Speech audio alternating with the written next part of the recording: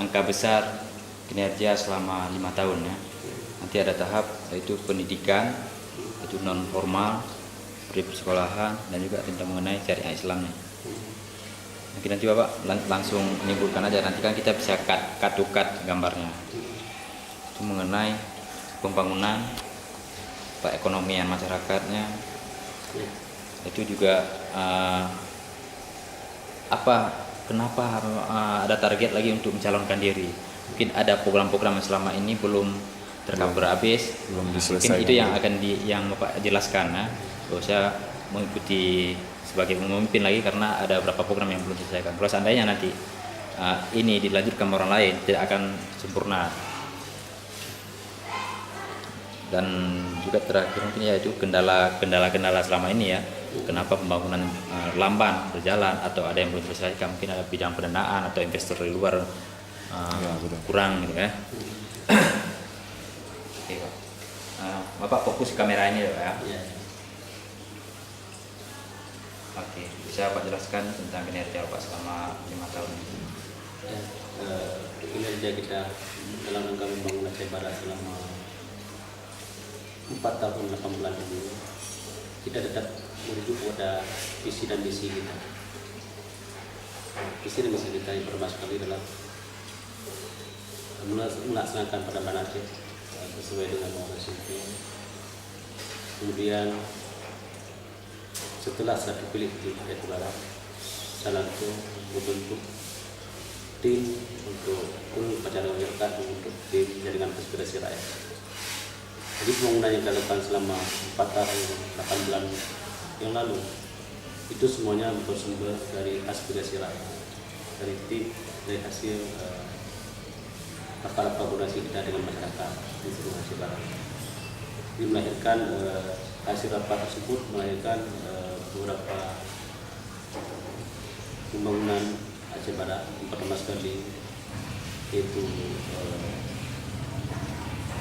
infrastruktur dan pemberdayaan ekonomi rakyat, syariah Islam dan budaya, juga pendidikan dan kesehatan. Di bidang infrastruktur kita membangun ring road, yaitu jalan lingkar Aceh Barat.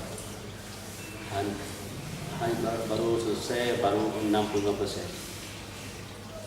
Mulai dari Murbo tembus ke Pantai Cermen, kemudian dari Kecamatan Cermen tembus ke Kantandu, itu kemudian dari Kecamatan Kantandu terus ke Sungai Mas, Jalan Nasional, kemudian dari Sungai Mas tembus ke Arungalan Balik. Itulah rute ring road yang kita lakukan. Dan juga kita bangun berbagai sekolah dan jembatan, gedung-gedung dan jembatan, juga irigasi. Itu adalah bagian dari infrastruktur. Kemudian di bidang pemberdayaan ekonomi rakyat, kita sudah membagikan kebun kepada masyarakat, kebun karet kepada masyarakat Barat, jadi kurang 10.000 hektar. Dan ini cukup besar manfaatnya untuk membuka lapangan kerja seluruh masyarakat Aceh Barat. Dan hemat kami satu hektar itu membuka 2 lapangan kerja. Jadi kalau sudah 10.000 kita bangun karet untuk masyarakat, berarti sudah tersedia lapangan kerja untuk masyarakat 20.000 orang. Ditambah lagi kelapa sawit 5.000 hektar. Berarti kita sudah ada tersedia lapangan kerja untuk masyarakat Aceh Barat 30.000 orang selama 25 tahun. Kemudian di bidang pendidikan. Ini di bidang pendidikan ini ada beberapa tahapan yang kita lakukan. Yang pertama sekali perbaikan ekonomi rakyat. Itulah yang tadi yang saya sampaikan bahwa membagi kebun kepada masyarakat, membuka jalan-jalan kepada masyarakat. inilah perbaikan ekonomi rakyat pertama sekali. Ketika ekonomi rakyat itu sudah memadai, terus kita berbicara masalah mutu guru. Nah, ketika mutu guru ini juga tidak diikutsertakan dengan kesejahteraan mereka, baik yang gaji, kemudian masalah golongan. Itulah yang kita berikan, dan juga kita berikan kepada seluruh guru untuk sekolah lagi, mengambil S1, S2. Ini juga kita berikan kesempatan untuk seluruh para guru. Dan apalagi kita di Melampau sudah kita buka S2 untuk memperbaiki mutu-mutu guru. Kalau ekonomi rakyat sudah memadai, mutu guru sudah memadai, kesejahteraan guru sudah memadai, itu otomatis mutu pendidikan itu pasti ada. Masyarakat ya, berbentuk masyarakat yang berbangsa. Dan ini sangat sulit. Kenapa? Kita kan perang 30 tahun kemarin, kemudian ditambah lagi dengan kehidupan sekarang. Mungkin kita bisa berbicarakan manusia yang berkualitas utuhnya mungkin 5 tahun ke depan. Sekarang baru kita lalui tahapan untuk masalah pendidikan. Dan juga kita bangun berbagai prasarana sekolah. Di sekolah kemarin selama saya di Jawa sudah 13 sekolah yang kita diberikan di sebuah sekolah. Dan ke depan insya Allah saya akan mengirimkan dinas pendidikan dan guru-guru SD unggul untuk berkunjung ke Jawa Timur, melihat SMK yang ada di Jawa Timur sana. Kalau mereka bisa membangun mesin-mesin atau mobil, kenapa tidak kita ada bisa di sini. Nah, ini insya Allah kita akan menganggarkan tahun ini untuk kita kirimkan beberapa siswa dan guru-guru juga pendamping untuk magang di sana. Nah, itu salah satu upaya kita untuk membuka lapangan kerja di bidang otomotif industri. Selanjutnya di bidang agama yang kita lakukan kemarin, yang pertama sekali pemberlakuan syariat Islam. Itu pun dari pertama sekali kita bentuk majelis-majelis taklim LKDTI, Lembaga Pendidikan Islam Tingkat Tinggi di sebelah Jepara. Setelah kita bentuk ini, baru kita kepada penambahan WH dan penertiban baju-baju muslim. Dan saya melarang berbagai kepala dinas untuk tidak menerima dan melayani orang-orang yang berpenampilan Islam ketat apabila dia muslim. Sedangkan bagi orang non muslim itu sesuai dengan agama mereka, tidak jadi soal.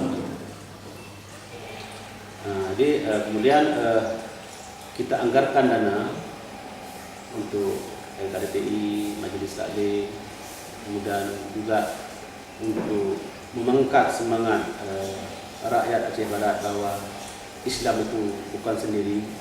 Kita sudah melakukan musyawarah ulama se-Asia Tenggara kemarin tahun yang lalu. Kemudian juga kita sudah pernah melakukan musyawarah santri se-Aceh. Itu lebih kurang 2000 santri yang datang ke Melampau pada waktu itu. Insya Allah mungkin pada April mendatang kita akan lakukan lagi musyawarah ulama sedunia yang kita lakukan di Kuala Lumpur, Selangor, di Malaysia. Itu juga kita yang fasilitasi, dekat sama dengan ulama sana dan dengan pemerintah Malaysia. Itu juga agama. Kemudian guru-guru pesantren nantinya kita akan koneksi dengan guru umum agar guru pesantren bisa masuk mengajar secara efektif di sekolah-sekolah umum yang untuk mengurangi atau mempersiapkan masyarakat di bidang ilmu pengetahuan Islam yang sangat minim di sekolah-sekolah umum itu. Kemudian pelaksanaan syariat Islam juga kemarin kita lihat ada shopping kita berikan banyak sekali penangkapan baik Mesir, apalagi mesum, kemudian warung-warung esek-esek. Kemarin kan kita sudah bongkar warung esek-esek, dan ini juga akan sama dengan untuk musbidah lepas nanti. Kita ada pertanyaan mengenai perekonomian. Nah, di Aceh Barat hasil penelitian beberapa para ilmuwan dari pusat bahwa di Aceh Barat ada yaitu pertama ada kandungan emas, kandungan minyak alam, minyak tanah, ada batu bara, ada batu marmer, dan juga bahkan katanya di bawah PT KTS itu ada kaca ati peluru. Nah, mungkin ini kan mengenai kerambangan. Mungkin apa ya ada program apa ke depan kalaupun nanti menjabat kembali untuk bagaimana hasil alam ini bisa menjadi sebuah perekonomian masyarakat yang nantinya nggak ada lagi para pengangguran. Apa yang akan dilakukan oleh kita berupaya bekerja sama dengan beberapa investasi di luar Aceh. Yang jelas itu perusahaan-perusahaan nasional semuanya. Nasional yang sudah masuk, kita izinkan masuk ke Aceh Barat itu bukan perusahaan luar negeri, kita berikan perusahaan nasional.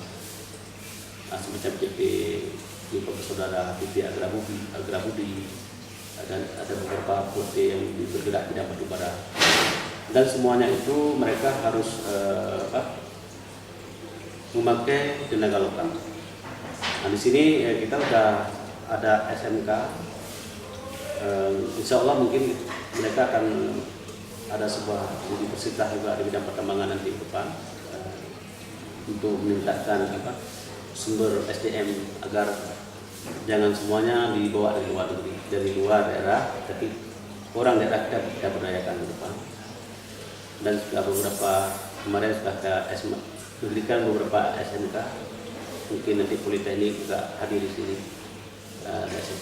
Kita sudah kerjasama kemarin dengan DIKI, dan juga termasuk di UDU kita akan buka juga jurusan pertambangan dan energi untuk agar masyarakat betul-betul bisa sebagai tempat belajar yang baik.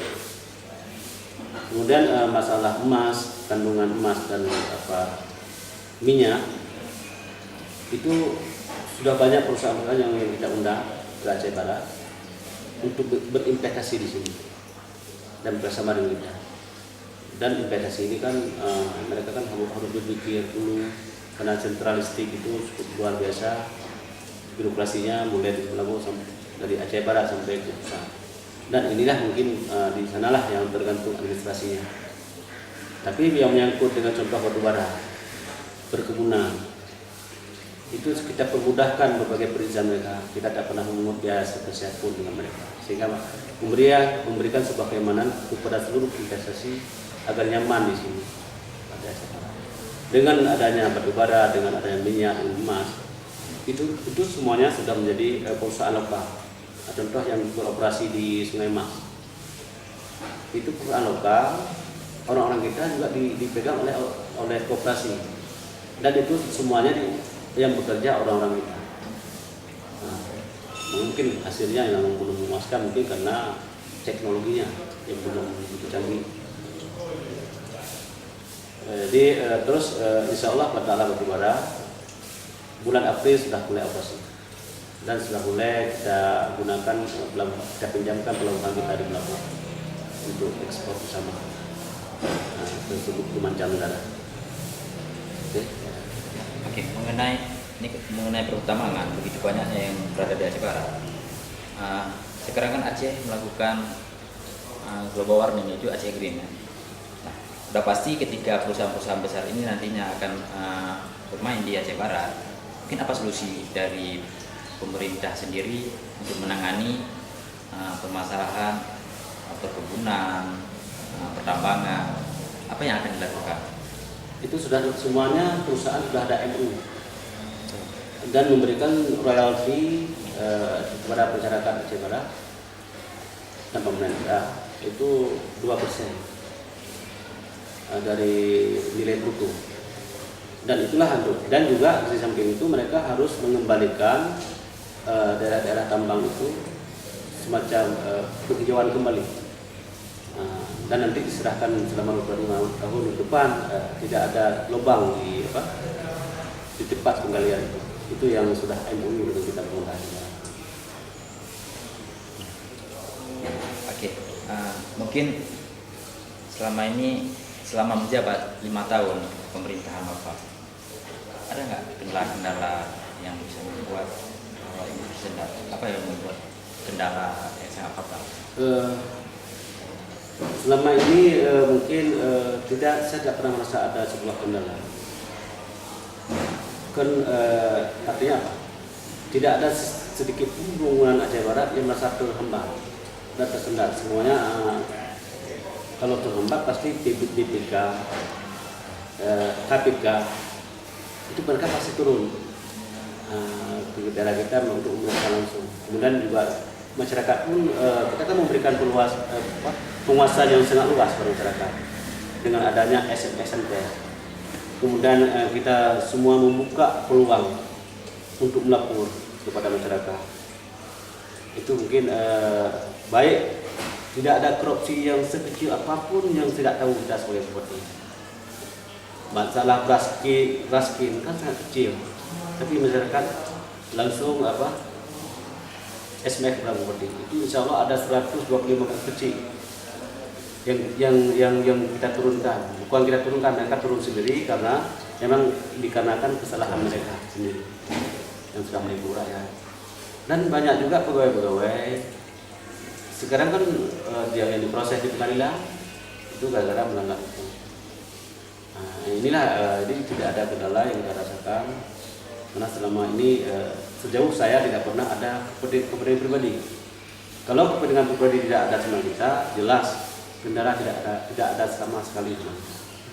Oke, mengenai terkait dengan program kesehatan, ini menjelang tanggal 25 Januari nanti yaitu Hari Gizi Nasional dan juga Hari Kusta. Mungkin apa program Bapak ke depan dan yang telah dilakukan selama ini mengenai dunia kesehatan? Di bidang kesehatan, pertama sekali kemarin kita lakukan sebuah terobosan yaitu pemerataan dokter ke setiap puskesmas dan kita lakukan peningkatan puskesmas menjadi dari rawat jalan menjadi rawat inap. Dan kita bagikan ada 3 tempat rawat inap, yaitu yang pertama sekali di GP Rumah Sakit Umum tak otomatis, kemudian ada di Tulang, kemudian di Kecamatan Wailah Induk, dan pemerataan pembangunan prasarana gedung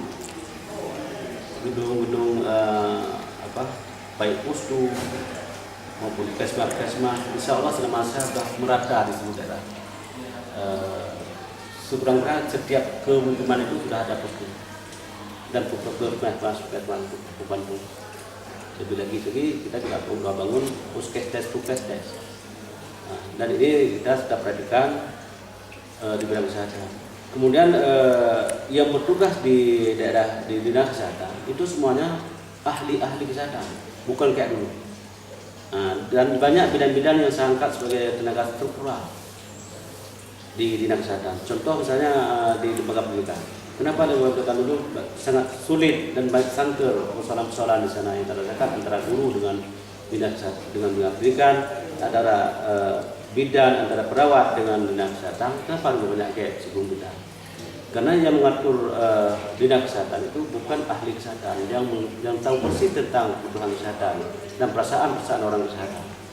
Juga di departemen pendidikan, yang mengatur mereka itu bukan orang-orang yang berasal dari dinas pendidikan atau berasal dari kalangan pendidikan. Sekarang kan kepala dinasnya saja berasal dari guru SD. Kemudian juga kepala bidang, kabit dan sebagainya itu pun dasarnya dari guru SD juga guru SMA sudah terangkat di sana. Kenapa? Biarlah mereka mengatur dunia mereka sendiri agar lebih berkompeten. di masa-masa tinggal tidak ada pemberontakan, tidak ada persoalan, jadi saling merasakan mereka. Bidan kan seluruh Aceh Barat ada bidan. Jadi banyak sekali sampai sekretaris dinas kesehatan sekarang itu bidan. Dan banyak pejabat radio dari mereka. Oke, pertanyaan terakhir itu mengenai kami mendengar bahwa mendapat penghargaan dari Presiden mengenai perikanan. Apa sih yang dilakukan oleh pemerintah sendiri sampai mengenai perikanan di Aceh Barat? Oh itu gini. Perikanan dan kelautan kan? Iya, dulu di bidang masalah Departemen Kelautan ini, pengairan dan kelautan ini, perikanan dan kelautan ini, dulu ada persoalan antara kelompok nelayan Merbok dengan Trans Rahit, Bubun dengan Pak Semase. Mereka saling bertengkar sehingga tahu pada saya mengerti dan paham, kemudian sampailah laporan kepada saya memanggil bagi mereka sehingga saya bentuklah sebuah jaringan sistem penguasaan laut bersama. Setelah kita lakukan ini, rupanya ada lagi persoalan kita dengan kabupaten lain. Aceh Jaya juga masuk ke Melabu, Nagan Raya juga masuk ke Melabu, Aceh Selatan juga masuk ke Melabu. Sulit lagi, ada lagi pertengkaran antara kabupaten. Kemudian timbullah perencanaan dari saya, ide kita buat sebuah pertemuan dengan beberapa bupati sampai ke Singkil.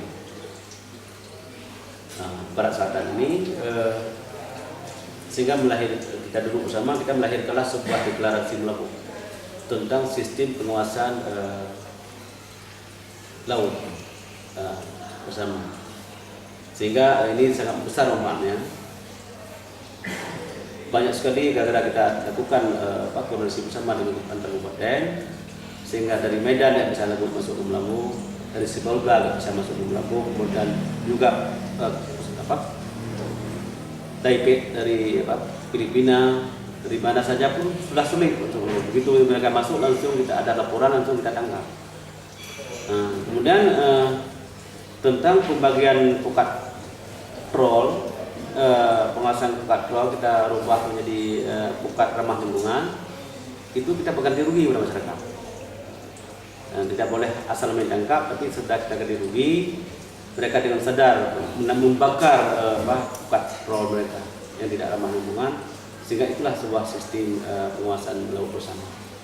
Dan rupanya ide kita ini sudah mulai dipakai, tersium oleh Menteri Dalam Negeri.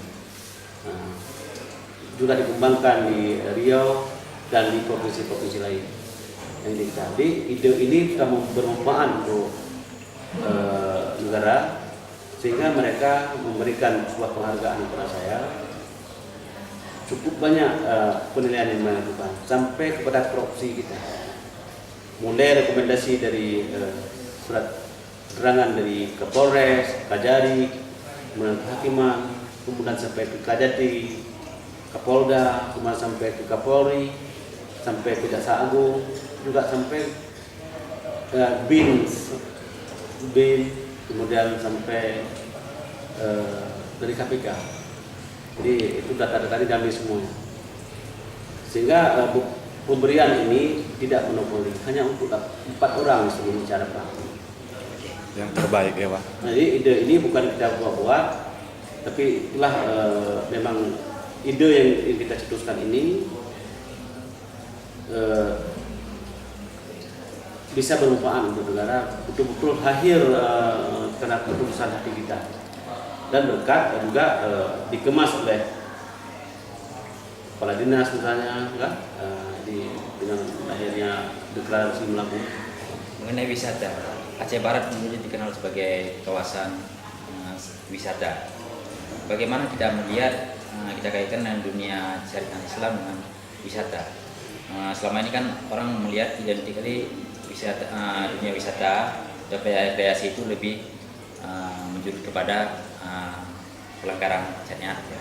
Iya. Apa yang dilakukan oleh Aceh, oleh pemerintah sekarang dan ke depan nanti. Nah begini, masalah wisata, orang mengkaitkan pelanggaran syariat.